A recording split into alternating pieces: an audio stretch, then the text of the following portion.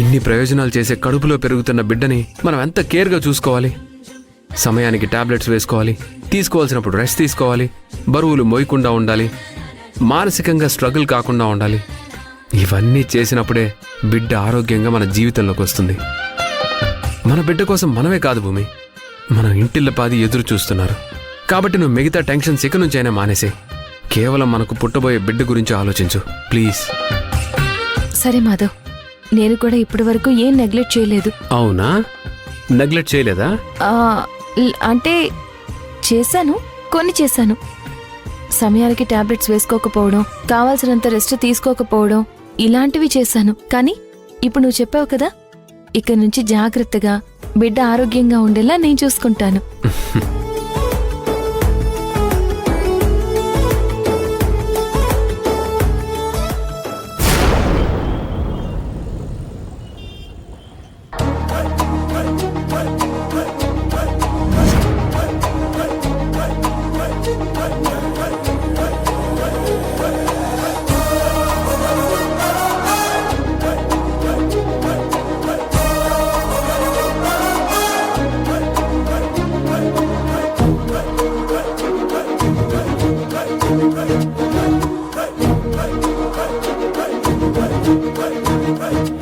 సింహాలు పులులు ఎక్కడైనా టెన్షన్ పడతాయా? ఏమో, ఆ విషయం అయితే మాకు తెలీదు. మరి మీరెందుకు అంతలా టెన్షన్ పడుతున్నారు? మా లాయర్ ఆ రాఘవతో కలిసి అలేఖ్య మీద కేసు పెట్టబోతున్నాడు. దానికి సంబంధించిన ఏర్పాట్లన్నీ ముమ్మరంగా చేస్తున్నారు. సరే సరే కూర్చోండి. ముందు కూల్గా ఉండండి. టెన్షన్ పడితే బీపీ పెరుగుతుంది, లేనిపోని హెల్త్ ప్రాబ్లమ్స్ వస్తాయి. So tension ఏమవుతావు?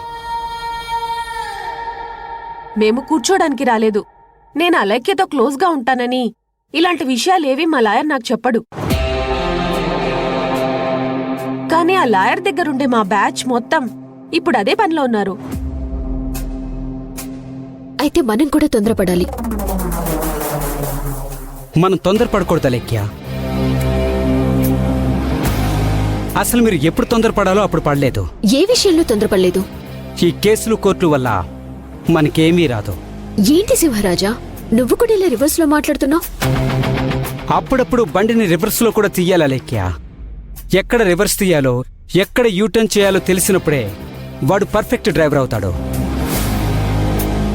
అలాగే ఒక కేసు విషయంలో ఏం చేయాలి, ఎలా చేయాలి అని ఫ్రాక్షన్ ఆఫ్ సెకండ్స్ లో డెసిషన్ తీసుకునేవాడే నిజమైన లాయర్. వాడే ఈ సింహరాజా. నిన్నొక్క మాట అడుగుతాను. అడుగు.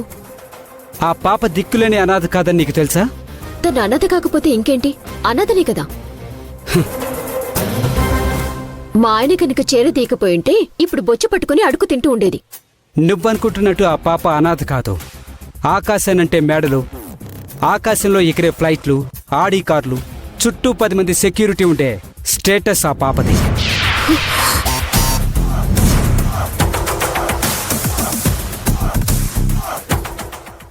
ఏమంటున్నావు? ఈ రాజా సింహరాజా ఏదైనా మాట అన్నాడంటే దానికి ఎవిడెన్స్ పట్టుకునే ఉంటాడు. కావాలంటే నువ్వే చూడు.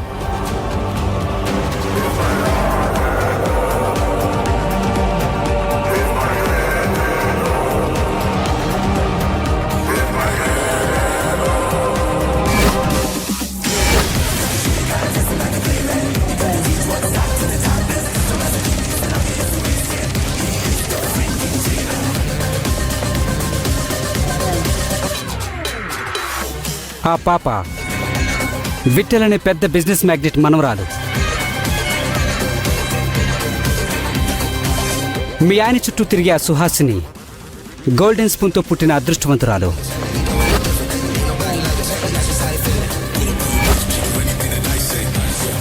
ఆ విఠల్ గారి తదనంతరం ఆ 300 కోట్ల ఆస్తి ఆ పాపకే చెందుతుంది. రాజా, అసలేం చెప్తున్నావు? ఎస్, నేను చెప్పేదే నిజం. నేను చెప్తున్నది అక్షరాల నిజం. మీరు వింటున్నది నిజమే. ఆ పాప 300 కోట్ల ఆస్తికి వారసురాలు.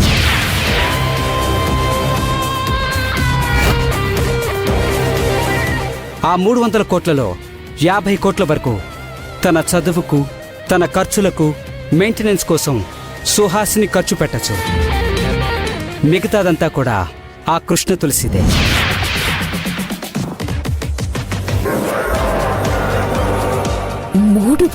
కోట్ల? ఎస్, నేను చెప్పేది వినండి.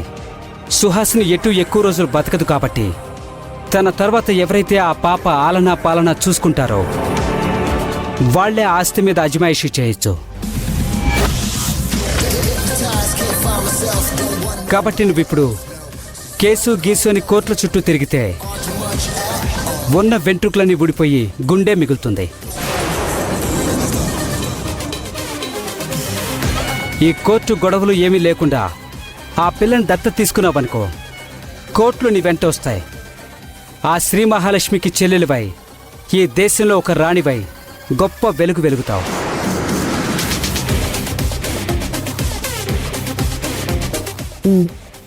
అయితే ఇప్పుడు నన్నేం చేయమంటావు? ఇదే ఈ సింహరాజా ఎదురు చూస్తున్న ప్రశ్న. నువ్విప్పుడు ఆ పాపం దత్తత తీసుకో. జరగాల్సిందే నేను చెప్తాను.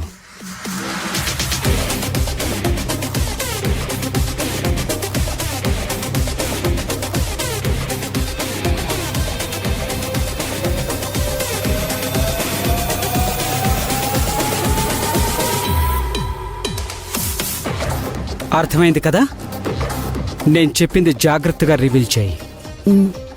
ఎస్, నువ్వు చెప్పినట్టే చేస్తాను.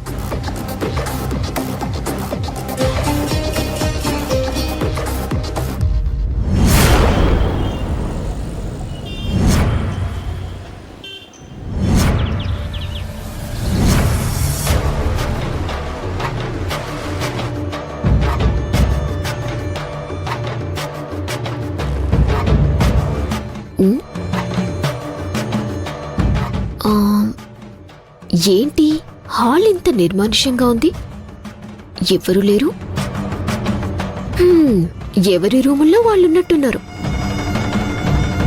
సరే, అందర్నీ ఈ హాల్లోకి రప్పిస్తా.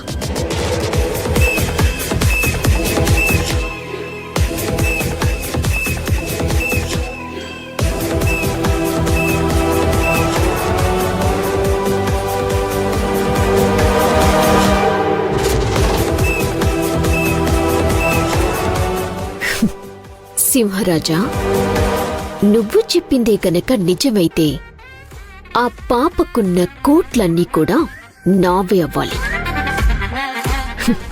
అందుకిప్పుడు నేను ఆడబోయే నాటకానికి ఇదే నాంది కావాలి.